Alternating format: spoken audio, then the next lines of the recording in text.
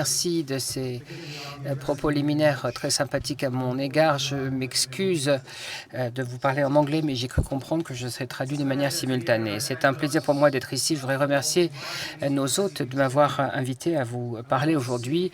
Et je voudrais vous parler de ce que nous voyons se passer à travers le monde aujourd'hui. Les attaques dans cette ville de Paris et plus récemment à Bruxelles, mais au-delà de ces deux villes, ces attaques ont frappé la plupart des pays du monde à un moment ou à un autre.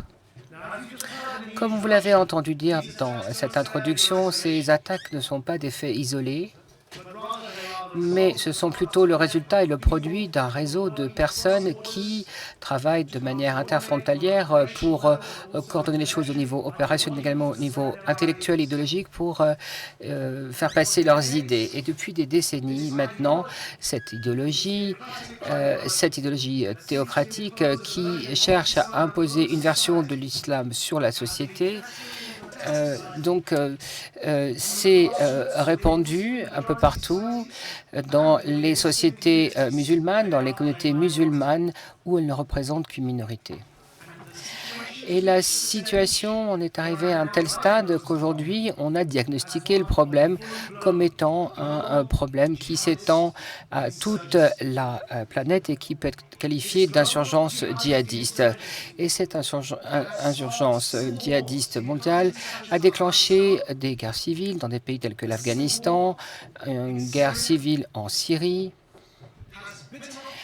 et a bien sûr entamé de larges parties de l'Irak et a bien sûr mis sous son contrôle une grande partie du territoire libyen. Et suite à ces guerres, il y a eu de nombreuses attaques également dans les villes occidentales et non occidentales. Voilà pourquoi je parle d'une insurgence djihadiste mondiale. Il est temps de nommer les choses. Ce n'est pas là le produit simplement d'une organisation terroriste qui chercherait à planter des bombes ici et là. Ça n'aurait pas été aussi prolifique, ce n'était que le produit d'une seule organisation terroriste qui souhaitait mettre des bombes ici et là. Mais en fait, il s'agit d'une insurgence djihadiste globale, mais elle ne peut pas survivre, elle n'aurait pas été aussi loin s'il n'y avait pas eu un certain degré d'appui résiduel au sein même des communautés au sein desquelles elle recrute ses combattants. Ce qui veut dire que tous les musulmans appuient le terrorisme, bien sûr, mais cela veut dire qu'un nombre suffisant de personnes au niveau de ces communautés ont adopté cette idéologie et sont prêts à mourir pour pouvoir lui permettre de réaliser ses objectifs. Cette idéologie, c'est l'islamisme, donc, et je souhaite distinguer ça de l'islam. L'islam est une religion comme une autre, mais l'islamisme, c'est la volonté d'imposer n'importe quelle version de l'islam sur la société partout où elle existe. Et à ce titre, et par cette définition, l'islam est une idéologie l'islamisme est une idéologie plutôt moderne. Et l'utilisation de la force pour répandre cet islamisme s'appelle le djihadisme. Et donc voilà pourquoi je parle d'insurgence djihadiste mondiale. Au mois de mars, la Belgique, et la Belgique n'a pas été la seule ville qui a été confrontée à de telles attaques, mais nous savons que la Turquie aussi a été attaquée, le Pakistan 3 fois a été attaqué, le Mali également, le Nigeria, la Côte d'Ivoire et un stade de foot en Irak. Et ça, au cours du seul mois de mars. Donc on ne peut plus se permettre de se dire que nous ne faisons pas face à une insurgence djihadiste mondiale, mais de par sa nature et son échelle, elle est sans précédent, parce que toutes ces guerres auxquelles nous avons eu à faire face par le passé ont été menées par des États. Même la guerre froide, à l'époque de l'Union soviétique, était le fait d'un État.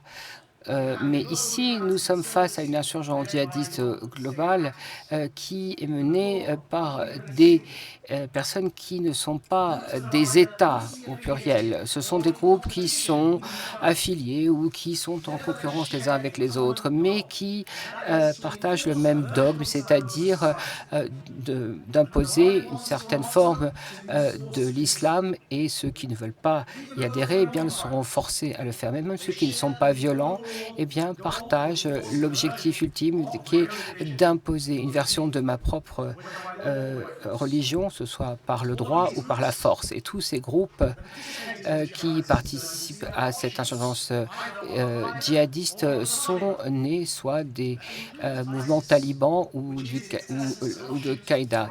Et Daesh est bien sûr né donc d'Al-Qaïda et bien sûr ils sont le fait d'organisations djihadistes qui n'ont peut-être pas recours au terrorisme pour aboutir à leur fin, mais qui croient bien sûr qu'il faut imposer l'islam aux sociétés. Et depuis trop longtemps maintenant, nous sommes dans le déni par rapport à la nature de cette insurgence.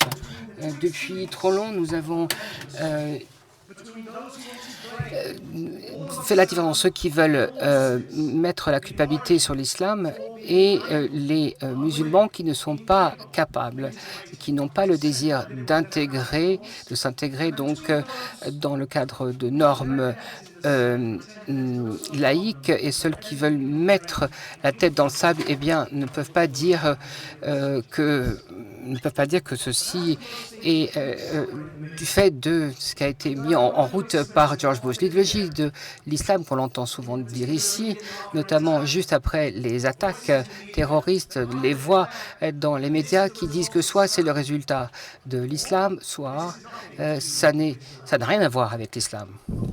Bien sûr, la vérité est sous nos yeux. En fait, c'est assez évident que ce n'est pas l'islam en tant que tel. Ce n'est pas l'essence même de l'islam, sinon il y aurait 1,5 milliard de combattants de Daesh aujourd'hui. Mais il est également évident que ça n'est pas productif. C'est même en fait contre-productif de nier que cela a quelque chose à voir avec l'islam. Et donc, ce n'est pas blanc ou noir, ce n'est pas islam ou rien à voir avec l'islam. La vérité, c'est que ça a quelque chose à voir avec l'islam. Et ce quelque chose, c'est la façon dont cette religion est citée, utilisée par ceux qui veulent l'imposer à d'autres.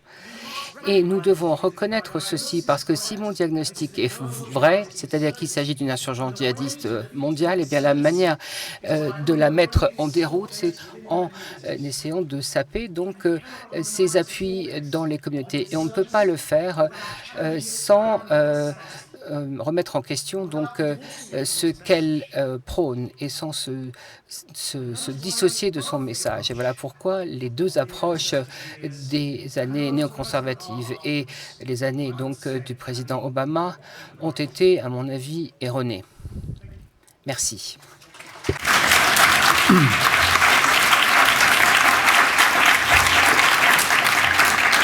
I must find that lady afterwards who clapped.